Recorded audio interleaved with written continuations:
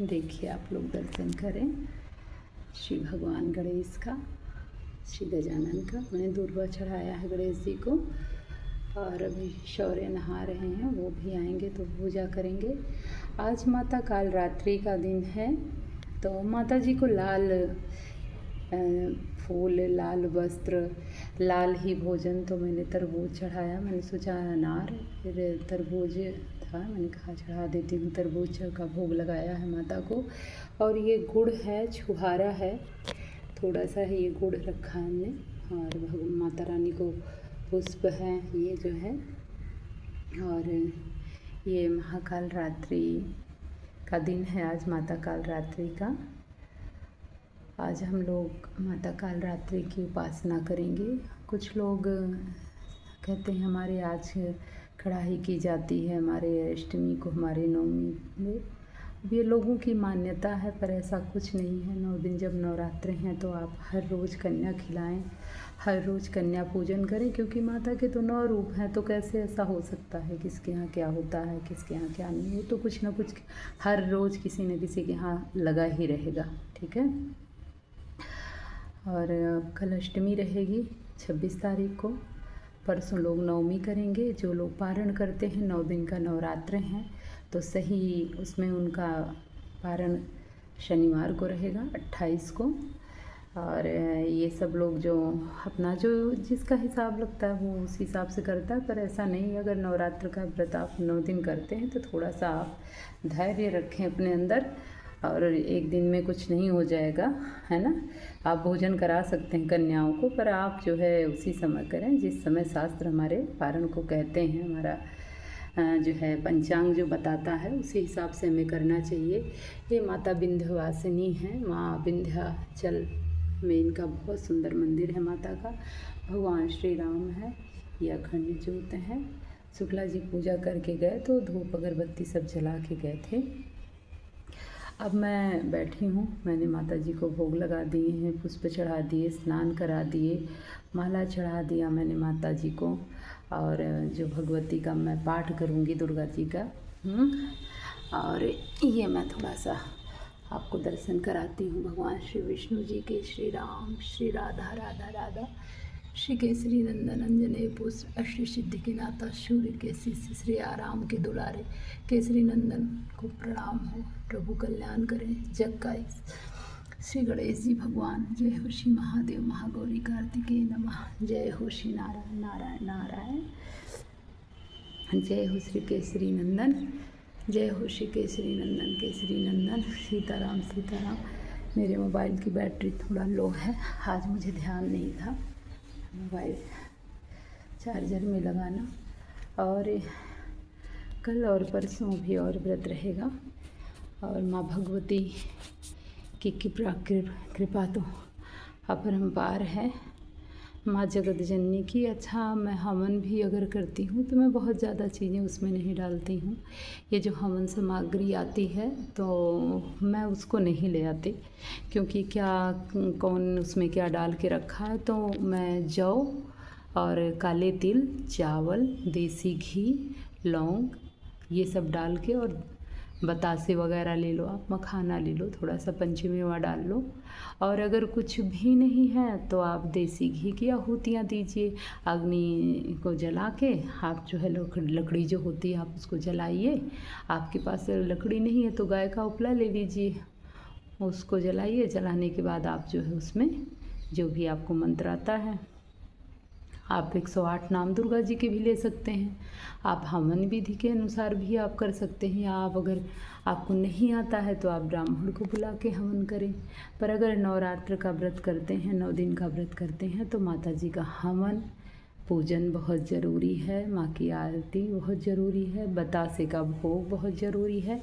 मैंने भी बतासा मंगा लिया है, और अब मैं परसों हवन करूँगी या कल देखूंगी, जिस तरह से मेरे पतिदेव के पास टाइम होगा उसी हिसाब से मैं अपना हवन करूंगी। मैं अष्टमी नवमी दोनों दिन में किसी दिन भी हवन कर लेती हूं, क्योंकि भाई आप ही वाले हैं ऑफिस भी ज़रूरी है, माता जी भी ज़रूरी हैं। माता जी ने कभी ये नहीं कहा कि मैं इतने बजे के बाद नहीं मिलूँगी, अगर मेरी पूजा इतने बजे से इतने बजे तक। वो नियम होता है ये कि आप सुबह उठें और जल्दी से स्नान करके पूजा पाठ करें। पर अगर आपकी ड्यूटी इस तरह की है तो कि आप 12-1 बजे रात को आते हैं, 2 बजे आते हैं, रात भर ड्यूटी करते हैं, सुबह 6 बजे आते हैं, तो ऐसा नहीं है कि माता जी कहती हैं नहीं नहीं मैं तो भाग जाऊंगी, या कोई भी देवता कि मैं भाग जाऊंगा। हाँ, मंदिर का एक नियम होता है, भगवान के लिए उन्होंने नियम नहीं बनाया। वो पंडित जो पुजारी है वो खुद आराम करेगा, उसके भी तो परिवार हैं, उसके भी बच्चे हैं। तो भगवान को कोई सुलाने वाला, भगवान को कोई आराम कराने वाला ऐसा कोई पैदा नहीं हुआ है। लेकिन हाँ, ये है कि एक नियम लोग बना दिए, ऐसा कुछ भी नहीं है। भगवान सो जाएंगे तो हम लोग जानते हैं क्या हो जाएगा, है ना। तो जो है ऐसा नहीं है। जो चतुर्मास वगैरह होते हैं उसमें भगवान के सबके नियम हैं कि आज भगवान अब निद्रा में जाएंगे इतने महीने तक, वो सब नियम हैं। बाकी मुझसे जो भी गलती हुई हो, मैंने कुछ गलत बोला हो तो, सही बोला हो तो, उसके लिए आप लोग मुझे माफ़ करें। जो मेरी समझ है मैं वो बता रही हूँ, मैं लोगों की समझ से नहीं कर पाऊँगी। जो मेरा मन करता है कि मुझे ये चीज़ करनी चाहिए वो करती हूँ मैं। और मेरा खुद का अनुभव है, मेरे जीवन के जो खुद के अनुभव हैं तो वो मैं जानती हूँ। बाकी दुख तकलीफ़ भगवान राम कृष्ण सब इस धरती पे आए हैं, आप खुद सोच सकते हैं कि सबके साथ क्या क्या हुआ है। तो हम क्या हैं, हमारा कौन सा बहुत बड़ा हम वो करके आ गए हैं। हम तो हर पल पल पे जाने कितने पाप करते हैं और सोचते हैं कि बस वो पुण्य ही है। वो हमारी नज़र में पुण्य है ना, अगले की नज़र में क्या है। किसी के लिए हम बहुत अच्छे होते हैं, किसी के लिए हम बहुत बुरे होते हैं। वो अपनी अपनी मानसिकता है। अच्छा, एक बात और है, अगर कोई व्यक्ति आपके बारे में अपने मन में मानसिकता बना लिया कि आप बहुत बेकार हैं, तो आप कभी उसके लिए अच्छे नहीं हो सकते। तो कोशिश ये ना करें कि आप उसको मनाएं, और ये आप अपना काम करते रहें, अच्छा काम। सफाई किसी को देने की ज़रूरत नहीं है। जो भी आपको बोलना है भगवती के सामने आके कहें। और हाँ, अगर आपको कभी महसूस होता है कि सच में आपने गलती की है तो भगवती के पास भी नहीं बैठने की ज़रूरत है। आप उस व्यक्ति के पास जाएं जिसके साथ आपने गलत किया है, उससे आप माफ़ी मांगें। उससे माफ़ी मांगेंगे तो भगवती भी आपको जल्दी से माफ़ कर देंगी, है ना। तो हमेशा अच्छी अच्छी बातें सोचनी चाहिए, करनी चाहिए अपने जीवन में, है ना। अगर हम कोई अच्छा काम करते हैं ना तो लोग प्रशंसा नहीं करते हैं, लेकिन अगर हम कुछ बुरा काम कर देते हैं ना तो फिर सब लोग जाने कहाँ से उनको पता भी चल जाता है भाई। इसका मतलब वो आपकी अच्छी बुरी दोनों चीज़ों पे निगाह रखते हैं। जो अब आप अच्छा करते हो तो इग्नोर करते हैं क्योंकि वो पचा नहीं पाते हैं, और जब बुरे का तो इंतज़ार करते रहते हैं कि कब आप कुछ बुरा करो और कब वो। अगर आपका परिवार मजबूत है तो आप में लोग ऐसी कमियां ढूंढेंगे जिससे वो आपके परिवार को कमज़ोर कर सकें। तो हमेशा आप अपने बैकग्राउंड का, अपने समाज का, अपने धर्म का पालन करें और उसी रास्ते पे चलें जो आपका बैकग्राउंड, मतलब आपके जो पूर्वज थे वो कैसे क्या करते थे, क्या उनके नियम थे, उसको ज़रूर माने आप, है ना। अपने माता पिता का आदर मान सम्मान करें। इस जगत पे, इस धरती पे श्री भगवान गणेश की पूजा ही इसीलिए होती है कि उन्होंने अपने माता पिता को, नहीं तो वो कह सकते थे कि अरे ये तो वही बाप हैं जो मेरा गला ही काट दिए थे। पर आपने देखा, उन्होंने परिक्रमा करने के लिए अपने माँ बाप की परिक्रमा की, और आज प्रथमेश कहा जाता है भगवान को।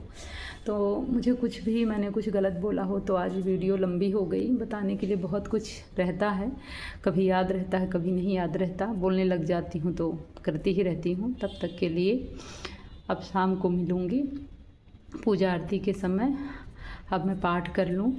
तब तक के लिए जय श्री कृष्ण, जय श्री राधे। आप लोगों को बहुत बहुत धन्यवाद, क्योंकि मेरा बहुत अच्छा जा रहा है, उसके लिए आप सबको बहुत बहुत धन्यवाद। और प्लीज़ पूरा वीडियो देखें। अगर आपके पास टाइम नहीं है, कुछ काम कर रहे हैं तो आप लगा के देखें, ज़बरदस्ती नहीं है। अगर आपको अच्छा लगता है तभी देखें। आपको लगता है कि हाँ, जीवन में मुझे कुछ मिल रहा है, कुछ बातें हैं जो इनकी अच्छी लगती है, तो आप उसको करें, सुने। और बहुत बहुत धन्यवाद, थैंक यू वेरी मच। जय श्री कृष्ण, जय श्री राधे।